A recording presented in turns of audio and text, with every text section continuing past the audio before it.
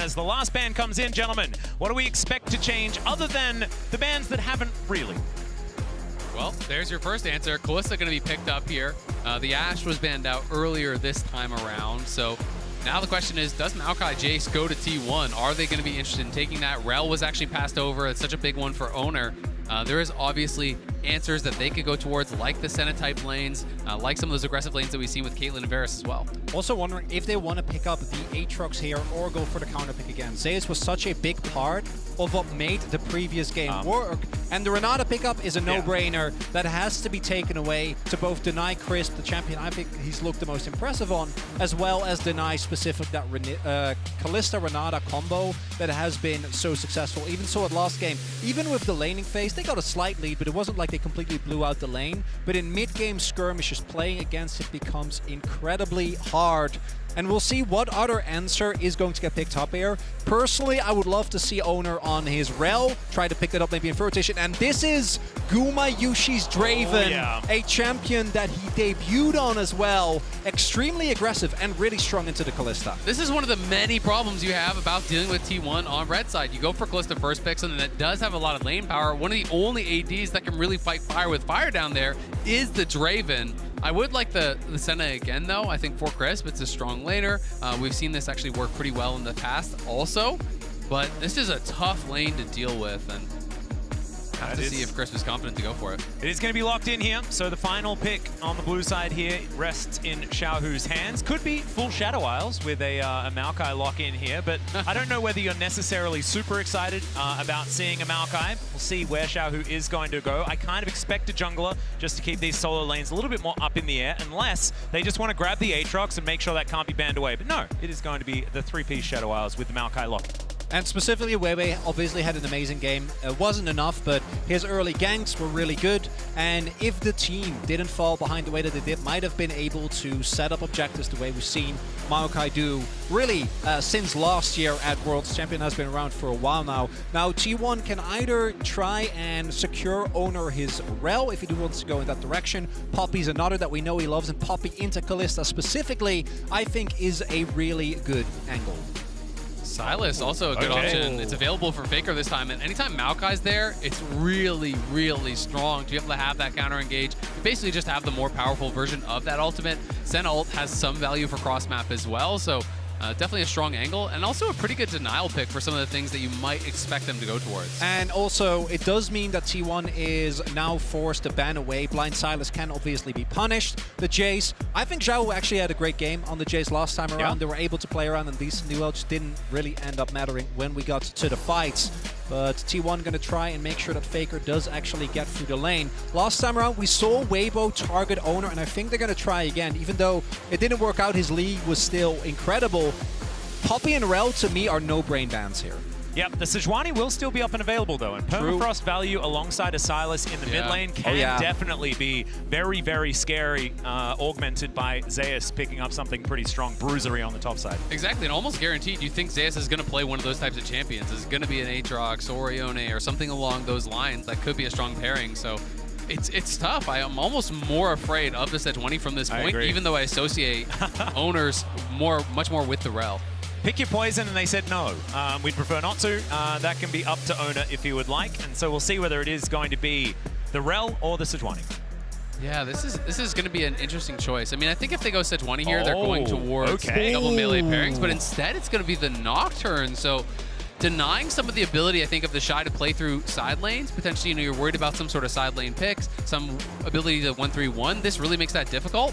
And it also, if you have a flanking pick coming in from Zeus, some sort of a dive buddy there alongside Faker and and Oner, it could be really tough because you can turn off the lights, throw the stolen Maokai ult, and then potentially have Zeus coming in on the flank. And for Weibo, I think one of the consistent issues is that you want to try and get a strong bot lane, which they did, even though obviously the Renata and the Draven are quite strong. But it means that then you have to deal with Zeus getting counter pick, right? And Zeus, his Yone has been taken away. We'll see what else he can bring out against the Aatrox here, as Xiaohu have of course been a large number of mid bans already, is actually going to go for the Ahri here. Yeah, so the Ahri is going to be locked in. Is that an insta-lock? Okay, there we go. So the Gwen going to be locked in here for Zeus. Something that has been picked into him in the past, but I won't talk about it too much. If you are a T1 fan, I imagine that is definitely going to cause some pain. But this is really, really fun. Zeus really fighting fire with fire there towards that top side once again into the Shy's Aatrox.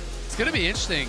We haven't really seen Gwen do that well at Worlds, to be honest, because it's one of these picks that takes a long time to turn online. And I feel we've even seen Zeus play the opposite in this matchup, where he's going for the lethality build on Aatrox and really kind of has earlier and more powerful power spikes, because this Gwen is going to need a couple items before you really start to outshine what the Aatrox can do. That being said, if they can get to that point, T1 has an incredible 1-3-1. They really can attack those side lanes so heavily with the Nocturne as well. And you do have that flanking top laner that I was talking about as the final piece. Stolen Maokai ult. You have the hostile takeover. You have the Nocturne ult. You have a flanking Gwen. All of this being thrown at you with the lights turned off is so hard to deal with. And my expectation as well is that with a lot of attention should go again towards the bot lane, we'll see how TheShy can recuperate after a pretty rough game one.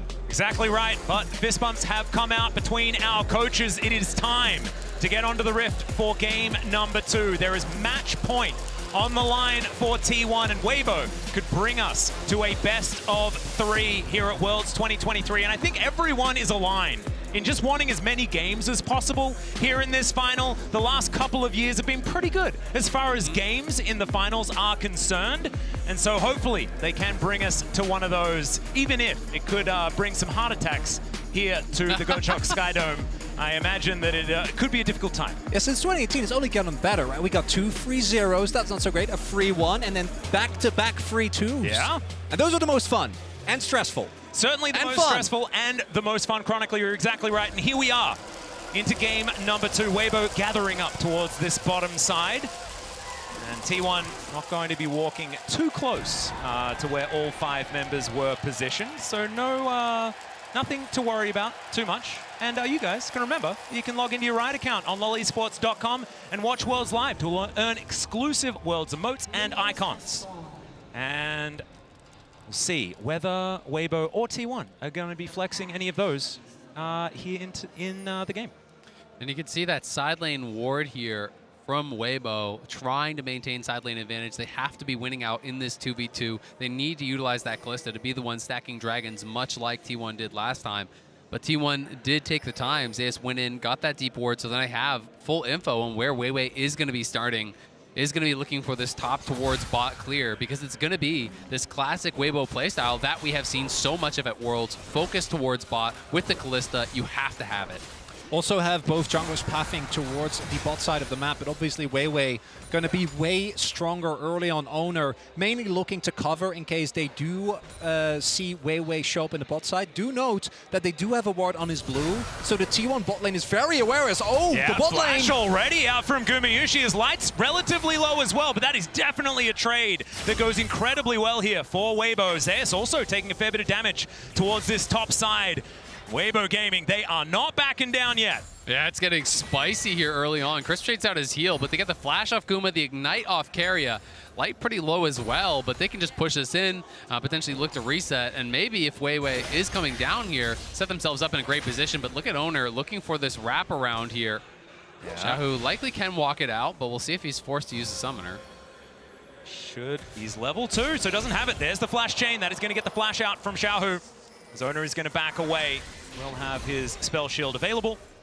Not going to be too worried about any charms or anything like that. It is kind of a repeat of what happened in mid lane last time, though, and then Faker was the one punished by weiwei with that missing summoner, so we'll have to see if weiwei can get around mid lane and help Xiaohu out again. Big difference this time around is that Oner doesn't actually have prio in his bot side. Last time, could go very aggressive because of Zeus having the prio. Not going to be the case here, and you see as well, he wants to harass, but he needs to respect that Light and Crisp have shoved in that ball wave and can rotate over at any moment's notice, and falling behind with your Nocturne early can be a bit rough. Exactly, and Oner spent the time to do that, so he's only completed the 3 camps. weiwei is about 2 full camps ahead now at this point, as he's going to finish up the Gromp before the Wolves are completed there, so we'll have a little bit more tempo on the map. Light just going to take this early recall here as they've bounced the wave on bot side. Chris making sure there's no sort of a freeze going on, because Guma had to take a super early base and a horrible buy, as all he was able to get was the refillable on that first base. So Guma's going to be in a pretty tough spot when you compare with what Light has on the other side. Yeah, it looks like Light pretty happy to go towards the Kalista that was so incredibly effective for T1 in the last game. And once again, it's a composition from T1 that, like we've been talking about, does want to have these advantages around the map, does want to get towards these Drakes, trying to play for these side lanes, because if you don't have that tempo advantage, things can go wrong. As TheShy does take a bit of damage here from Zeus, but just some biffo back and forth between the two top laners, and both of these champions having a fair bit of sustain. That's so a good, right. Yeah, good adaptation as well from Weibo. Instead of opting in the Sylas ban, they make sure that the Ashe is taken away. I think Ashe in particular can make any Kalista lane really hard to play out. And by making sure that you also deny it to Guma and Keria, who can flex it. Don't know if they actually want to opt into that, but have done it, of course, in the past. Secure yourself a good early matchup. And we'll see if they're able to push it further, particularly if you can get an early kill on the Draven. Could be big as weiwei. Yeah, Ward is here as well. Zeus going to be ghosting immediately. There's a twisted advance. Zeus does create some space though on the Bramble Smash, pushes him closer to home. He will have to go back, and now with the Ghost on cooldown, a little bit more susceptible to those ganks. And nicely timed on the skip and slash there from Zeus. Pops the Ghost early, has the E buffered as the twisted advance comes through. So he ends up on the opposite side of weiwei, so the Bramble Smash can't knock him back, and now Oner on the invade here, trying to put on some pressure again. Oh, that's a really high value vision cone there for weiwei. Spots both the ward and Oner. And look at the pickaxe advantage. So there's no way that weiwei can fight. He hasn't based yet. Oner did go back to base, has that additional AD, and weiwei knows he can't win that. Yeah, and the whole time, Faker is backing towards that top side as well, and so they know they can't go and contest that Gromp. It should mean that Oner can collect himself this Wolf Camp as well. So the advantages in the jungle are continuing to blossom here for T1, but on the bottom side of the map, Light's still holding that advantage. Yeah, it's big there for T1 though, because it turns what was a really rough play, a gank towards Zeus, into a really big win. He immediately teleports back, is able to get Prio. TheShy hasn't had a window yet, and they use that to get Oner faster to his level 6, with him now having a CS lead. And something we haven't talked about at all, it's going to be AD Ahri, because he is playing Fleet Footwork and he has the Kerchi's Shard. So oh, yeah. I think it is going to be Static Shiver. I think this is going to be AD Ahri. We've seen quite a lot of this online. This is kind of the new evolution of what we were seeing with AD LeBlanc and that sort of style. I'm not sure if he is going to go like full on AD on hit, or more just that similar build where you go Shiv into Lichbane and play the Night Harvester as well. That's the most common one I've been seeing online. But obviously trying to be able to side lane and trying to be able to kind of slam home an advantage here as this range versus melee matchup into Faker. So it's a very different style of Ahri than we just saw, and I'm excited to see it because I think this is the first pro game that I can recall seeing it in. Yeah, I haven't seen it yet either. So interested to see what Xiaohu is going to be able to get done on this version of the Ahri. And I have to have a feel that the Ahri AD variety should be better in lane against Faker as well. Don't really need to land as many spells if you just right-click people. I like that idea. But Weibo going to be able to grab themselves the first Drake. Should mean the scuttle here as well from weiwei is getting double duty done. They are going to be able to grab this off the back of their very, very, very supreme control of this bottom lane. Yeah, this all goes back to the level 1. Light and Crisp playing it out early on very, very well. And one of the things that we haven't really talked about yet that the Draven can struggle with is not having a jungler that can enable you. As I say, that Oner is in top. Yeah, Zeus dashing forward. The needlework is out. Snip, snip. Going to connect, but doesn't do too much. And in goes Oner. The flash out was incredible from TheShy. Only gets taken down to, oh my goodness, about 1 health. But will be able to walk away. But I don't think he's going to be excited about ganking TheShy anytime soon. Although Zeus is just going to go. That is just not fair. That is TheShy encapsulated the massive outplay into the overstay. He has the 1v2. He likes his odds in the 1v1, and that is such a costly death because he has no TP, gives up first blood with 2 stacked waves at his tower. That is catastrophic for Weibo's chances. Unfair. That is it. So initially he outplays it, gets the Q while dashing back, denies the fair. And then he goes back in. Not only is it Zeus getting a kill, which in this snowbally matchup is extremely rough, but it also means that Oner's first ult was a success. The first ult on Nocturne is so big. He gets his early ultimate hunter stack, he gets a ton of assist golds, and that was an unforced error. Yeah, I mean, he eat in, right? You could just stay at your tower and farm it up. He didn't want to lose the wave, but he's the one who goes aggressive. Now he's going to get zoned off the bot wave, so T1 punishing so heavily here. Yeah, the flash forward from Keria finds the handshake this time. The Infernal Chains come in, he's lit on fire, he's feared, and Gumayusi cashes in. It's TheShy getting way down in this game now as Weibo have their bot lane up top. Zeus will not be an easy dive here. He is healthy and he's got the ultimate back. They're going to look for it though. Yeah, we'll see what he can get done here. The flash twisted advance comes in, and now Zeus just trying to do what he can to stay alive. It's working! And he's going to be able to dash back towards the minions. Now Faker turns up. He's got his own nature's grasp, but Xiaohu is going to join this one, and Zeus is running the wrong direction. We'll see how much time he's going to be able to buy here, because maybe this is an execute as he heads toward the turret, and there it is. Oh my god, everything is going T1's way. It's TheShy. Now shows up in his third lane. Top lane didn't work, bot lane's not working. Hey, let's check out mid lane. Worked out a little bit better here. As you can see, Oner walks away with half of his health bar. TheShy able to win out in that one. But man, that was a lot of things that happened. Chronicler, break it down for us. And it is Weibo opting in when they've already gotten the win, trying to get too much out of the play, because yes, Guma gets a kill. The early cash in for the Draven is really rough with TheShy going down, but they got the Herald. They can play it a little bit slower, try to zone away Zeus, and then crash the Herald, get a ton of plates into light, and then try to play from there. But they try to get more, and it backfires. And I think they're feeling a little bit of that sense of desperation. You lose game one, things start going bad in game two. You feel that you need to get even more. But T1 in such an incredible spot here now, and that kill for the Draven was so critical, because Draven from behind is such a weak champion, but when you're able to snowball, it can really be a different story. And he's now 300-400 gold ahead of his opponent. Yep, exactly right.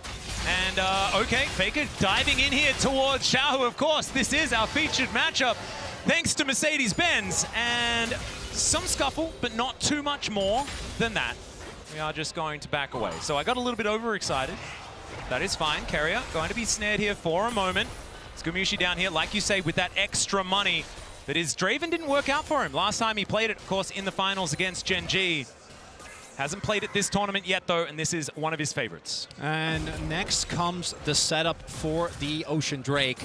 Weibo already picked one up early, and with the Kalista, I really want to try and opt into this. We haven't really talked about the scaling aspect between these two teams. I think that both teams have some parts that feel like they scale really well, particularly the Senna, and I think that Maokai remains very high in value just by the virtue of his ultimate. But on the flip side, particularly with Zeus already getting ahead and Oner starting to stack his ultimate hunter, if Weibo don't snowball objectives early, I think it's going to be such a nightmare trying to play into this T1, because they can get so much in the side, and collapsing becomes really hard because of the Nocturne.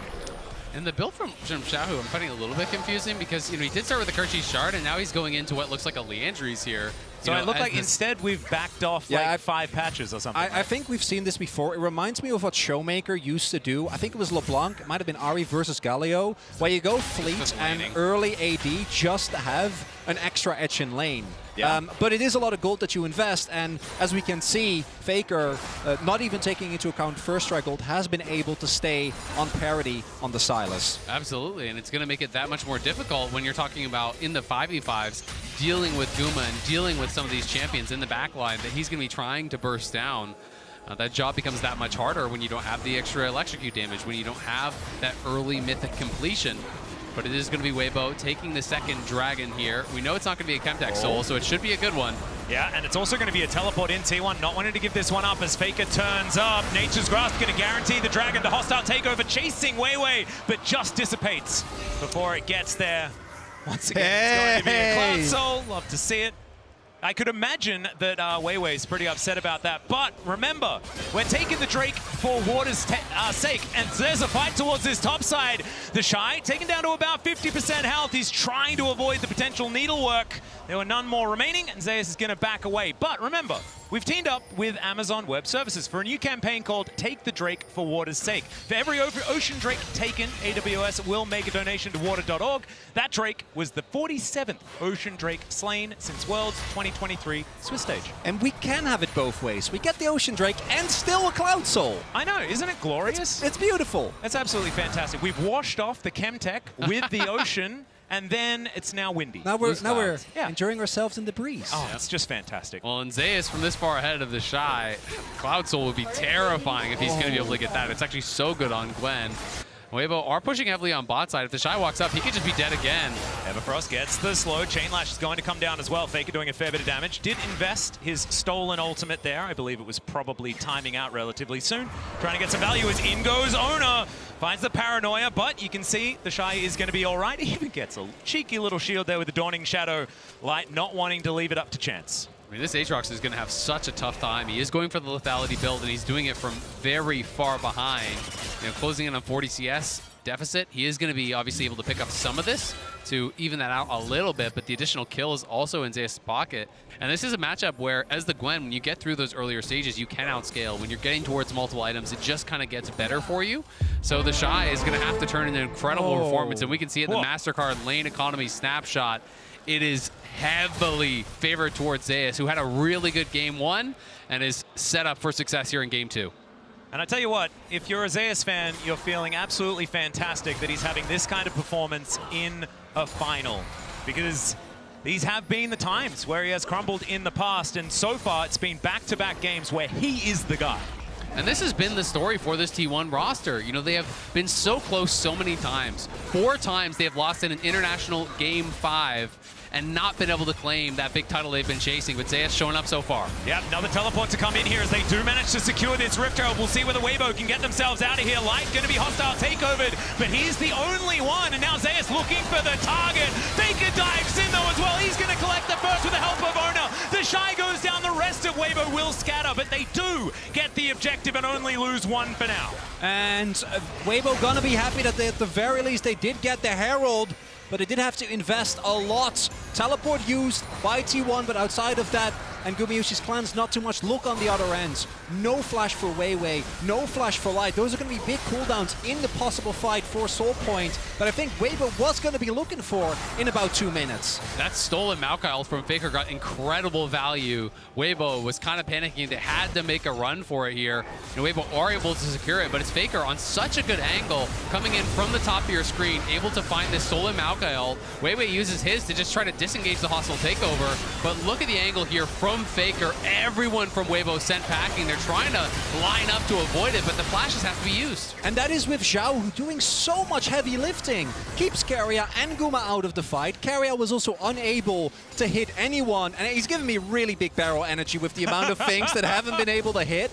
But even with that, because Zeus is already accelerated and Oner and Faker are there with him, T1 is still able to push their lead aggressively and get more gold onto their carries. And similar to how we saw last game, Zeus building, he's building more towards that side lane. He's going to be going for Nashor's second. It's not going to be Cosmic. It's not going to be Zonia. It's about that 5v5 straight up. So this is going to give him so much power in those side lanes. They have Oner behind him, and they're going to continue pressuring these side lanes constantly. When you're winning that 1v1 heavily, as long as Oner is there to back you up, you're never going to lose the 2v2. Oh, this is so difficult. Dustbringer is going to connect. They do have to use the ulti, and that is going to do it. Dawning Shadow does fly forward there as well.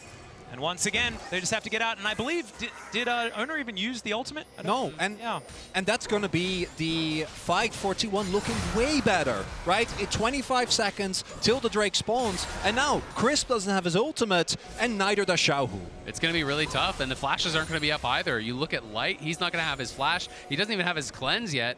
This feels like a really tough one for them to fight, and Zeus is going to be able to knock down this turret on the bot side to get even more gold in their pockets prior to it. Snip, snip, snip, and down goes the turret. That is the first one of the game. He is looking completely unanswerable. He is so far ahead in the majority of metrics right now, as the Rift Herald is going to park itself in the mid lane. Immediately, that turret bot lane should be answered, and there goes the charge. So T1 are going to lose one, and the more important one, you'd have to say. But still, I mean, who's going to do stuff about this? The lady with the scissors. It's also Zeus getting a turret, the nice first turret, which would be some much needed gold for Weibo. Now they're going to try and contest the Drake with very little vision. Well, Zeus on a flank angle here as well. Crisp going to be spotted, but he does put that ward down. That is going to get there. The Drake going down very, very low, and now the paranoia comes in. Faker looks for the Spirit Rush, and he does find it. The hostile takeover is massive as they get rid of Light immediately. Weiwei taken down for the double kill for Oner. Xiaohu now trying to get some damage in the back end. It does take down the Nocturne, but it's Chris fighting on the bottom side of the map, and Gumayusi is going to cash in once again, and T1 wipe the fight. And it's T1 winning everywhere. The fight breaks down into multiple skirmishes, and they outplay, they outfight, they get all the kills. It is 7-1. They're going to take the dragon, the only thing that was working for Weibo in this game. And it's, again, I think that sense of desperation. They don't have a great vision set up. They don't know from which angles T1 are going to be coming. And Oner has his ultimate available. And there are a couple of key ultimates that aren't there, right? You don't have the Maokai ult, rather the Senna ult. And that's such a big defensive cooldown. And again, look how they orchestrate this. Faker comes in from the top. Oner turns off the light. The hostile takeover comes across everything all at once. And it's so difficult for Weibo to be able to effectively communicate how to play out this team fight. So everyone scatters. They're all flashing, every man for themselves. And when you go into that kind of fight against T1 with this composition, you are sure to always lose. And I tell you what, I'm really enjoying the use of the paranoia as well as the hostile takeover, because something that has been difficult for a lot of our Renata players to deal with is getting in the right positions to get that ultimate off without as much notice, right? Because it's relatively telegraphed. But if the lights are all off and then this wave comes across you, it's not a lot of reaction time to deal with that if everything else is going on as well. Additionally, Guma was able to pick up another kill. So this Draven is by no means the main carry of T1, but now Zeus is fed, Guma is fed, and Oner is fed. So they might get a catch here, not going to find Keria, but there's so much that you need to deal with. Exactly right. And just quickly, win probability powered by AWS definitely starting to trend towards T1 in this game. 7-1 in kills, but at the beginning of the game, you could see there on the graph, Weibo was certainly getting themselves into decent positions. We'll see whether they can claw some of that back. It is only a 4,000 gold lead here for T1 so far. Definitely surmountable. And while we haven't talked as much about this Draven, and you said it, he's been getting these kills. He's actually the richest member on T1. He's the richest person in the game now at this point, which is kind of crazy. After how badly this early game started, he has been cashing in, and Weibo trying to start something here. Here's another one, the Nature's Grasp. They all line up behind, but it's a decent charm to come through their hostile takeover for some phenomenal disengage, and it looks like T1, they don't want to deal with it. Faker dashes over the wall. Remember, they don't have a turret here. The charm is going to split them. Keria tries to get it. He goes forward and then just explodes, and then Oner thinks that that's his moment. It's a double again for this Nocturne, and he survives. The logistics protocol coming in from Keria to make sure that the Nocturne doesn't burn down. It's a massacre. Weibo again try to get something, and initially the play looks good, but I think the sidestep from Keria there, he doesn't get caught, and with Renata alive, it becomes so hard. While all of that was happening, TheShy was rotating over. Zeus just backed. Yeah, Zeus isn't even here. They decide, hey, we gotta go now. We're falling behind. The initial play looks good as Oner gets chunked down so incredibly low. Xiaohu flying in, but this is the sidestep that you're talking about right here as Xiaohu goes for it with the last charge there. Both Guma and Keria, beautiful sidestep, and then Crisp gets thrown in, but it's a flash out from Guma, it's a turn, and it is the one shot from the Draven. And the one shot from the Nocturne as well, using himself as a bullet into that backline and secures the kill on to Xiaohu. Also, the Dustbringer, I believe, got the kill in the first place. So this Nocturne is just massive. And it is, again, also a testament to how powerful Renata is. Oner can go for these mega aggressive plays, knowing that as long as he kills his target, he will be able to be bailed out by the rest of his team. And honestly, even if he dies from this position, because the carries are so fed, it's going to be worth it, right? As long as you are creating space for Guma, for Zeus, for Faker, even if it is that one-way trip here for the Nocturne, it's going to be such a value play as long as they can follow up. And T1 have been on the same page. Weibo seem like their only answer is just forcing more and more fights. You can't win side lane. You can't win 5v5. Your objective stacking has been stopped. It is getting close to checkmate in game number 2. It's really hard as well, considering the fact that T1 had already built themselves a 1-3-1 composition. There is no comp in the game that is more just win more, right? Because you have win conditions that build upon themselves with a composition like this, where Zeus and Faker can get control of these side lanes all game long. Tempo, something that Weibo is going to have to really, really muscle. Oh. Yeah, that is a bit of item in advantage.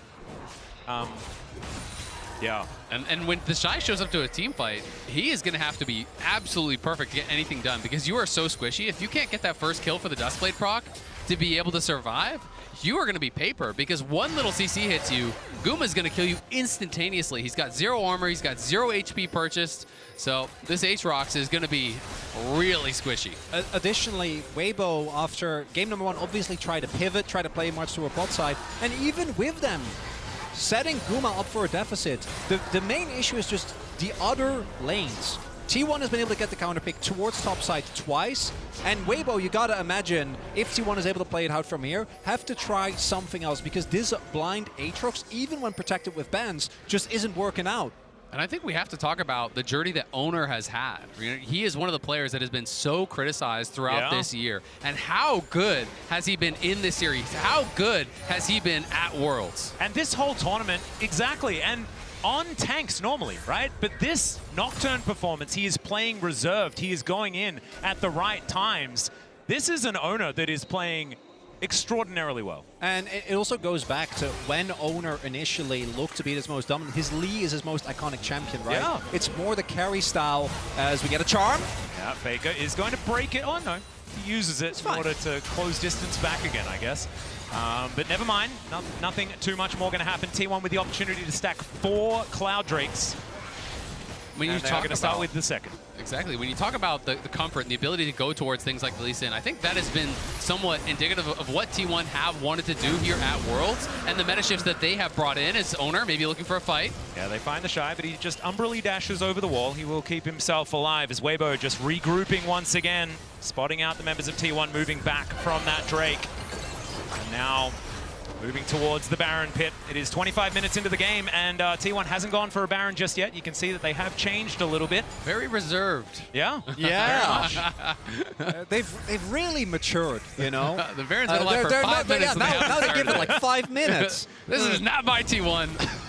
I think because they were near the Baron pit, though, they have remembered. It so I counts. imagine we're going to be playing around that now. Oh, okay. I thought you were going to say it counts as them starting and you're just walking by, saying hi to an old friend. No, I don't think that that's necessarily how it works. But it's just been so fun to watch T1 because they have been on the forefront of these meta shifts, right? You know, Keria, when it was this double AD carry meta in the bot lane, he was incredible. Being able to bring that back, being able to have Oner on Lee Sin, Guma here on this Draven, being able to see these iconic picks and their comfort is working out so well. Oh, Paranoia comes in once again as the flash out from TheShy may not be enough. They're under the turret. Oner was tanking it up, and Zeus is going to finish it. Inner turret should now be next on the clock. And because the rest of T1 is standing guard, Weibo can't try and turn the fact that Oner is towards bot into a Baron, so they just have to watch their teammate get killed through Merc Treads and a Hex Drinker as well. Yeah, and Teleport's still available, so it was only ever going to be a 4v4 anyway. It is a 4,000 gold lead in top lane, almost 4,500 gold in top lane. That is just ridiculous now at this point. This lead for Zeus is becoming just a nightmare for them to deal with. He has the Cosmic Drive finish now. He's so far ahead of the pace of this game that no one can answer him, and it just felt bad for Crisp. Every time he popping a Senna ult, it's just been to watch his teammate die. And he doesn't even get to watch because the lights are out. He doesn't even get to... that's why would you have to remind me? I know, it's very cruel. That's painful. I'm still remembering back to TheShy outplaying a 1v2 and then walking back into the 1v1.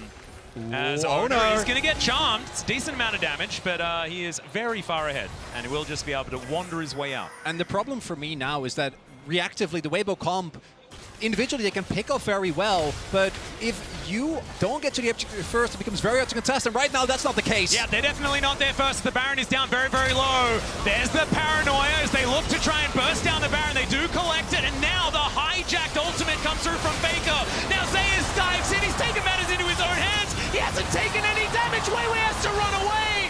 He gets thrown back by the Bramble Smash, but the damage is already being done. Faker goes gold and does have to flash as Light's doing a fair bit of work. with these Rens into the back line. But T1 just took a Baron, they got 5 out. And Gwen truly is immune. Zeus doesn't care, dives into multiple people and uses his lead very aggressively. And this is where I think you really see the goal difference. Weibo get close in a couple of situations, get some health bars low, and if they had items that might have been enough, but instead they just have to watch T1 walk it off. The only thing invested is a flash and a stopwatch from Faker. Exactly, and weiwei just can't actually close the gap to even contest the Baron because the hostile takeover comes through, then the stolen Maokai ult comes through. By the time he's out of CC, the Baron is already gone, and Zeus is running rampant in the back line. T1 just getting further and further ahead. Guma still doesn't even have boots, by the way, but he does have a Bloodthirster and 3 items. Okay, yep, Gumayusi just having a good time, and he knows that he is not the main character necessarily. He's just been able to sit back. And it's because of the Glow Drakes! And, it doesn't need boots! Oh, that is true! Everyone's Cassiopeia on T1 now. Be prepared. Everybody else actually bought boots, though, which is a little bit of a shame, not making up for it. The Rebel Baron power play already at 2-2, 2-2. That's actually cool that I looked up at the top there when it was a whole lot of 2s. Nice. And 1 minute until a potential soul point for both teams. T1 at a 10,000 gold lead, though, or at least very, very close. Should be able to grab advantage and secure that for themselves. And this is the problem. Once you fall behind against a 1-for-1 comp with a Nocturne, like, what do? If you try to collapse, Nocturne presses R, you don't know how many people are coming, you don't know how many people are responding, and T1, they're looking for more. Yep, Xiaohu already taking a bit of poke damage. Light will turn up. As 4 members are here, teleport event not available for TheShy, but they dive in, the turret goes down, the needlework just rips the Senna to shreds, and Zeus just by himself destroying everyone! Hostile takeover comes in, Light has the cleanse, but you can't cleanse death, it's a triple kill for Zeus, and they'll get to work on the inhibitor. It might just be the game right here. Zeus playing like his namesake, a god! This guy is going crazy in the finals!